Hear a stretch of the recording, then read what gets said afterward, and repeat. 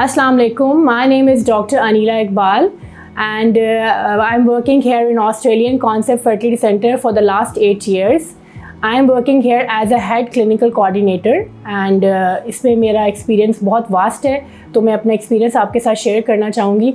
जैसे कि last video में मैंने आपके साथ शेयर किया था ओव्यूलेशन और ओव्यूलेशन इंडक्शन एंड IUI का ट्रीटमेंट, तो उसी को ही हम कंटिन्यू करते हैं कि हमने डिस्कस करना था आज की वीडियो में IVF क्या है। IVF को सादा ज़बान में टेस्ट ट्यूब बेबी कहा जाता है और IVF stands for in vitro fertilisation, और ICSI भी हम करते हैं जिसको कहते हैं इंट्रासाइटोप्लाज्मिक स्पर्म इंजेक्शन।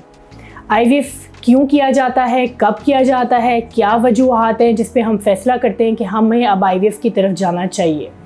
अच्छा, सबसे पहले तो ये कि अगर मैंने जैसे कि लास्ट वीडियो में बताया था कि शादी को 1 साल हो जाए और आप नेचुरली अवेल कर रहे हों और आपको हमल ना ठहरा हो, तो हम ओव्यूलेशन इंडक्शन IUI के 3 to 6 मंथ्स के साइकिल्स अवेल करते हैं। अगर वो भी करने के बावजूद हमें कोई पॉजिटिव रिस्पांस नहीं मिलता, तो फिर हम IVF के बारे में सोचते हैं। IVF के लिए ज़रूरी है कि हमें सबसे पहले तो देखना है कि जब इंडक्शन और IUI ले चुके हैं 6 मंथ्स के लिए, तो सबसे पहले जैसे मैंने लास्ट वीडियो में डिस्कस किया था कि AMH level anti Mullerian hormone एक टेस्ट होता है, उसका करना ज़रूरी होता है। वो हमें अंडों की तादाद बताता है कि एक औरत के पास कितने अंडों की तादाद रह चुकी है।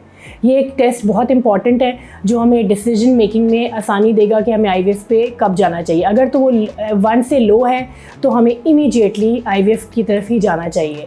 इसके अलावा क्या रीज़न्स हो सकती हैं, FSH आपका हायर लेवल पे जा रहा है, औरत की उम्र बढ़ रही है, 35 से अबव है। वैसे तो आइडियली 35 से पहले 30 से ऊपर अगर फीमेल है तो she should come for IVF immediately अगर उनको ओव्यूलेशन इंडक्शन IUI से सक्सेस नहीं मिली, क्योंकि जितनी यंग फीमेल होगी उतने चांसेस IVF के ज़्यादा होंगे, उतनी अच्छी एग क्वालिटी हमें मिलेगी, तो इसकी तरफ जाना चाहिए। ठीक है, इसके साथ हम और फैक्टर्स डिस्कस करेंगे। हमने FSH डिस्कस किया, AMH डिस्कस किया।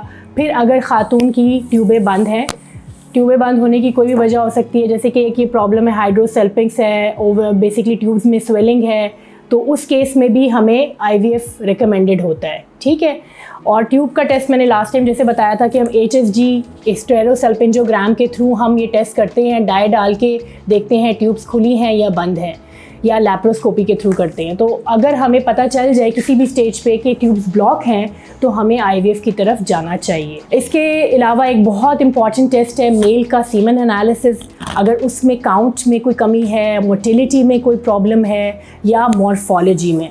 मॉर्फोलॉजी बहुत इंपॉर्टेंट रोल प्ले करती है। ये मॉर्फोलॉजी जो है ना, इसमें बेसिकली 3 पैरामीटर्स होते हैं, head, mid piece and tail. इसमें से बेसिकली जो हेड है वो हमें DNA प्रोवाइड कर रहा होता है बेबी बनाने के लिए।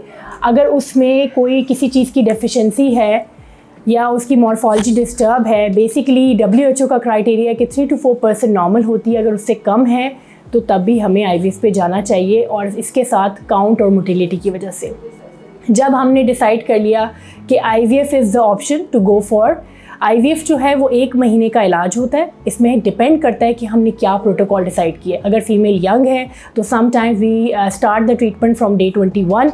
अगर AMH लेवल उनका समझें 1 से अबव है, 2 पॉइंट से लेके 3.1 के दरमियान है, तो हम लॉन्ग प्रोटोकॉल करते हैं जिसमें हम 21वें दिन से इलाज शुरू करते हैं, जिसमें 6 हफ्तों का इलाज होता है। तो आप जब आएँ तो अपना माइंड मेकअप करके आएँ। और अगर बहुत कोई पोर रिस्पॉन्डर है, जैसे कि एक औरत है 40 साल की, 38 ईयर्स की, तो उसमें जो है ना हम सेकेंड ऐसे ट्रीटमेंट करते हैं जिसमें तकरीबन 3 हफ्तों का इलाज होता है। और अगर बहुत कोई यंग पेशेंट है, पॉलीसिस्टिक है, उसको हाइपर रिस्पॉन्डर कहते हैं हम, उस केस में हम भी IVF करते हैं, वो भी डे 2 से करते हैं। उसमें भी तकरीबन 3 हफ्ते लग जाते हैं, लेकिन उसमें हमारा एंड ये होता है कि हम कोशिश ये करते हैं कि एम्ब्रियो जो हैं हम बनाएं और उसके बाद उनको फ्रीज़ कर दें, ट्रांसफ़र नहीं करते उस साइकिल में।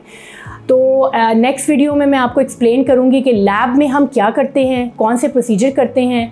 मैंने अभी आज आपको बताया कि IVF क्या है, ICSI क्या है, तो काइंडली ज़रूर तशरीफ़ लाएँ हमारे पास और अपनी इवैल्यूएशन करवा लें, और उसके बेसिस पे हम आपको बता देंगे कि IVF कब होगा। और IVF भी हम इमीडिएटली नहीं करते, उसमें बहुत सारे फैक्टर्स हैं जैसे कि weight control, BMI, dietary, lifestyle, तो ये सारी चीज़ें भी रोल प्ले करती हैं और इससे सक्सेस रेट बढ़ाती हैं। हमारे सेंटर का जो सक्सेस रेट है वो 40 से 60% है। तो इंशाल्लाह हम आपका इंतज़ार करेंगे, ज़रूर तशरीफ़ लाएँ हमारे सेंटर और इससे फ़ायदा उठाएँ। Thank you.